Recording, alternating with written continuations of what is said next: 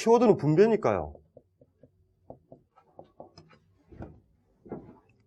사회민주주의의 비판의 키워드는 항상 분배예요. 분배라는 단어예요. 요 한 단어예요, 사실은. 분배요. 공정하냐, 공정치 않느냐라는 거 이 분배라는 마인드예요, 분배. 왜 그러냐면, 왜 이 분배가 기본적으로 문제되느냐면,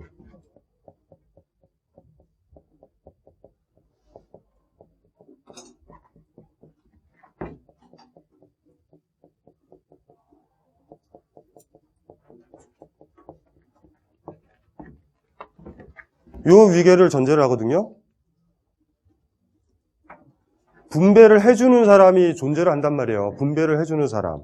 사회민주주의자들의 자리는 이 분배해주는 자의 자리예요. 자신들의 윤리성, 도덕성, 5만 가지 얘기를 해가지고 분배가 안 된다라는 얘기로 들어가잖아요. 분배가 안 된다. 분배를 해야 된다. 그래서 분배의 논리는 뭐예요? 어떤 거예요? 기본적으로 우리 형태는 뭐냐면 세금이라는 걸 걷어가지고 그걸 예를 들면 뭐 무상급 지배 형식이든 뭐 어떻게든 가난한 사람한테 나눠주는 거죠. 이해되시죠? 그 분배의 논리가. 그거잖아요. 근데 지금 분배를 안 하고 있는데 자기들은 분배를 하겠다라는 거예요. 이해되시나요? 근데 문제는 딱 하나가 세금이 적게 거치면 한 사회가 전체적으로 세금 거둘 수 없을 정도로 너무나 현격하게 경제력이 떨어지면 분배할 수 있어요? 없어요? 이게 이제 문제가 되는 거예요. 이게 심각한 문제가 되는 거예요. 결론적으로 노무현 정부가 FTA를 체결하고 삼성에 우호적이었던 건 딱 하나예요. 분배하려고 해요. 하지만 자본주의 경제 성장이 우리가 떨어진다면 분배할 돈이 없다라는 생각은 가지고 있었고 중요한 건 분배를 했어요. 그건 사실이에요. 숨길 수 없는 사실인데 문제는 뭐냐 하면 자본주의 경기가 안 좋아졌을 때 과연 분배를 할 수 있을 것인가 말 것인가예요. 이 문제가 첨예한 문제예요. 그렇기 때문에 1차적인 조건이 뭐냐라는 거예요. 분배를 할 수 있을 만큼의 자본이 축적이 돼야 된다라는 이 문제예요. 이게 사회민주주의자들이 걷는 하나의 한계거든요. 그러다 보니 당연히 그 경제적 부를 이룰 수 있는 노동에 대해서 엄청난 가치를 부여해요. 파업, 사회민주주의자들 싫어해요. 열심히 일하고 어떻게 해서 세금으로 오면 분배하면 되니까. 그래서 사실 사회민주주의자들이 원래부터 가졌었던 의도는 그거예요. 분명히 목적은 그래요. 들어보면 가난한 사람들한테 분명히 분배를 해주는 거예요. 근데 바닥에는 뭐가 있냐 하면은 어느 정도 부가 축적이 돼야지만 쪼갠다라는 생각이 있어요. 그래서 결정적인 딜레마에 빠진단 말이에요. 어떤 거냐면 자본주의가 공황을 맞이하던가 위기를 맞이했었을 때 어떻게 될 것인가? 분배를 할 것인가 말 것인가? 논리적으로 못해요. 고타강령 비판에서 제일 많이 나오는 얘기가 딱 하나예요. 왜 제가 분배를 강조했냐면 고타강령 비판에서 아주 그냥 기회생생해요. 마르크스 왈, 좌우지간 분배 얘기하는 놈들은 다 사기꾼들이에요. 좌우지간. 묻지도 따지지도 않고 그냥 분배 얘기하면 나쁜 거예요. 고타강령 비판의 테마가 그거거든요. 우리가 자꾸 까먹는 게 그거예요. FTA를 시작한 게 노무현 정부라는 걸 잊어서는 안 돼요. 사회민주주의자의 선택은 항상 그거예요. 부정하진 않아요. 분배했어요. 제가 얘기를 하면은 현 정권과 과거 정권의 차이는 뭐냐면 고등학교, 중고등학교만 가면 알아요. 중고등학교 노무현 정권 때는 학교 선생님들이 힘들었잖아요. 강의하고 막 예전에 행정일도 봤잖아요. 그래서 행정을 보는 사람이 학교에 엄청 늘었었어요. 노무현 정권 때. 이명박 정권 들어와서 그 행정하는 사람들 다 빠졌어요. 그러니까 선생님들이 옛날로 돌아간 거예요. 예전처럼 행정 업무 보고 이걸 하게 됐어요. 분명히 맞거든요. 근데 저는 그거를 뭐라 그러냐면 비판하는 건 아니에요. 현실적으로 분배는 되어 있었어요. 지금 현 정부보다 노무현 정부 때 훨씬 더 사회적 약자한테 분배는 되어 있었단 말이에요. 근데 분배를 하려면 누구한테 의지해야 되냐면 이건희한테 의지했었어야 됐어요. FTA를 지지했었어야 됐단 말이에요. 그러면 이렇게 되물어 보는 거죠. 만약에 말이죠. 우리나라 자본가 계급이 붕괴됐을 때 사회민주주의도 같이 붕괴돼요. 왜냐하면 그 돈을 가지고 분배를 한다라는 걸로 유일하게 살아가는, 기생하는 집단이거든요. 그래서 마르크스가 비판하는 거예요. 좌우지간 분배를 중점으로 한 건 대부분 그릇된 얘기다. 자본가 쪽의 편을 들 수밖에 없어요. 사회민주주의자든. 베냐민도 그걸 본 거죠. 억압을 유지되는 거예요. 그러니까 일시적인 반창고처럼만 하는 거예요. 뭔가 분배는 해요. 분배된 돈은 누구한테 나와요? 자본가들한테 나온다고. 결과적으로 뭐예요? 반창고 같은 역할. 대립이 이렇게 강렬해질 수 있는 것들을 미봉해 주는 거죠.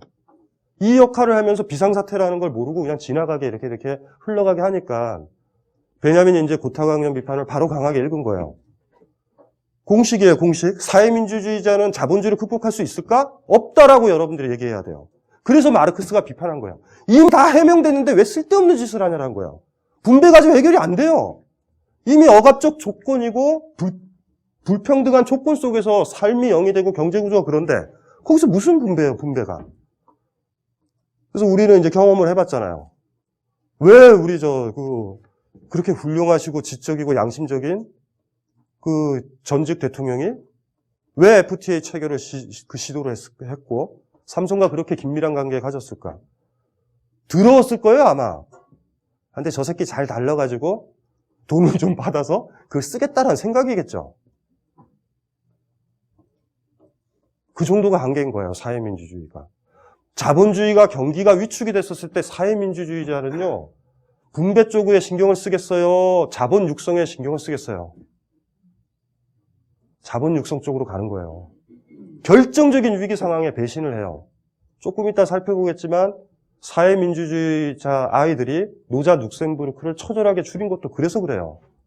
나중에 우리가 조금 있다가 그 얘기를 할 거예요. 물어보자라는 거예요. 그럼 결과적으로는 제수처는 분배고 정의롭고 가난한 사람들을 위해서 애를 쓰고 그런 얘기 하죠. 지금 흔히 말하는 진보 세력들 대부분이 사회민주주의자들이에요. 자본 가지고 누가 건드려요? 장하준 선생님 뭐 건드려요? 자본주의 경제학자인데? 잘해봤자 분배지? 분배란 말이에요. 근데 그 정도 사람도 우리한테 진보란 말이에요. 이게 우리가 터무니없는 지점에 서 있는 거예요. 수종주의자인데, 타협주의자인데, 베냐민이 말한. 자본주의가 붕괴되면 자본주의가 약화되고 잉여가치가 떨어지고 이윤율이 떨어지면 분배고 뭐고의 논의가 다 날아가요, 사회민주주의자들은. 결과적으로 그런 식으로 해서 끝내 자본의 발전에 포인트를 뒀던 사람과 박정희 정권 때 개발 독재와 어떻게 차이가 나요? 무슨 차이가 나요? 박정희도 분배 안 했나요? 나름 했어요, 시골에. 도서관도 짓고, 도로도 뚫고. 사회민주주의자예요. 나름. 한국적 민주주의 아니에요, 한국적 민주주의. 그래서 우리가 비판을 못 하는 거예요. 분배 얘기 다 하죠? 왜 장하준 교수가 한나라당에 가서 연설을 할 수 있어요? 할 수 있어요. 정당의 존립 근거가 뭔데? 국민들한테 분배하자. 복지 신경 쓰자. 뭐가 달라요? 같지, 얘기가.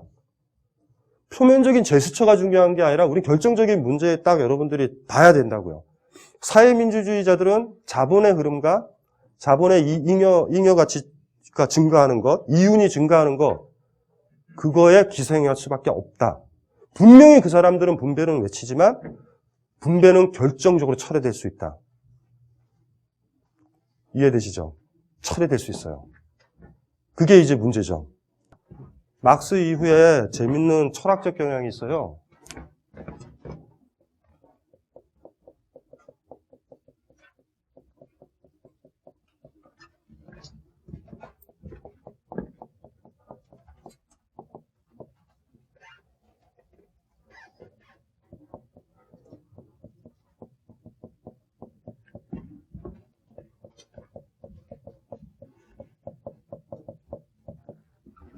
희망의 원리라는 책이 국내에서 번역되다가 아무도 안 사가지고 그냥 자초된 책이에요. 어네스트 블로우.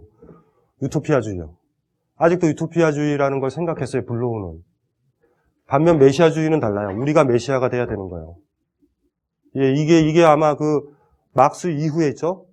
막스 이후에, 그러니까 20세기 초 후반부에 두 가지 어쨌든 역사라든가 이런 전반적인 이미지에 두 가지가 있어요. 유토피아주의를 다시 복원시킨 사람. 그 다음에 메시아주의요. 둘이 좀 친하기도 했는데 좀 대립이 되죠. 희망의 원리라는 책 있죠. 희망의 원리라는 책에서 이것도 나름대로 뭐냐 하면요. 유토피아를 딱 보여주면 알죠? 유토피아를 보여주면 뭐야? 지금은 허접하잖아요. 동서양할 것 없이 유토피아론의 특징들은 뭐냐면 평등사회와 억압 없는 사회의 이미지잖아요. 그 이미지가 딱 강하게 있으면 지금 억압이 보이죠. 그러니까 굉장히 실천적 힘을 가져요. 블로우는 그쪽에 가자라는 거예요. 그러니까 블로우 머릿속에 그런 게 있었던 것 같아요. 지금 사람들이 좀 약간 좀 상태도 안 좋고 이러니까 이게 더 좋은 사회 아닌가? 이걸로 가서 현실이 지금 문제가 있다라고 해서 이렇게 추진해 주는 쪽으로. 그러니까 블로우는 좀 고전적인 방식이죠. 왜냐하면 마르크스도 그 얘기를 했잖아요. 공산당 선언에서. 나중에 이렇게 가다 보면 계급 없는 사회 온다. 베냐민은 그거에 완전 반대예요. 베냐민은 내가 메시아가 돼야 된다는 거예요. 유토피아 존재하지 않고요. 유토피아에 대한 생각이 뭐를 바꾸냐라는 거예요. 아무것도 바꾸지 않고 기다릴 수 있다라는 거예요. 이거는 모르겠어요. 여러분들이 선택을 해봐야 돼요. 이거는 어떻게 보면 이론적인 입장이라게. 그러니까 베냐민은 개개인들한테 실천 능력을 다 주는 거예요, 그냥. 너희가 어브젝티브 액티비티예요. 너희가 구원자야 돼요. 사회민주주의자들도 어떤 지성인들도 어떤 대학 교수도 어떤 이론가도 너희들을 지배해서는 안 돼요. 너희들이 위기 상태라고 정확하게 인식하고 넘어가자. 베냐민이 추구했던 거 모조리 인간이 메시아가 되는 거예요, 사실은. 그러니까 그 방식을 선택을 했고, 블로우는 조금 이제 다른 식이죠. 약간 고전적이기도 하지만. 우리 사회를 이렇게 볼 때 있잖아요. 우리 사회라든가 역사라든가 변화를 꿈꿀 때 뭐가 날까? 이거는 개인한테 맡기는 거고, 이 유토피아는 미래에 대한 희망이에요. 사실 희망. 그래서 이 사람의 주저가 이제 희망의 원리인데,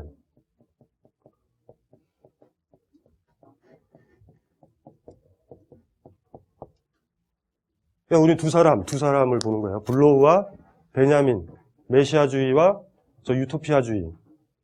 저거는 나중에 사람들을 깨울 때예요. 여러분이 깨어나는 게 아니라 여러분은 깨어났다고 치고 사람들을 깨울 때 어떤 게 좋을 것인가, 어떤 것들이 좋을 것인가 한번 생각을 해봐야 되는, 그런 거 한번 생각을 해봐야 되는. 어떤 게 나오세요?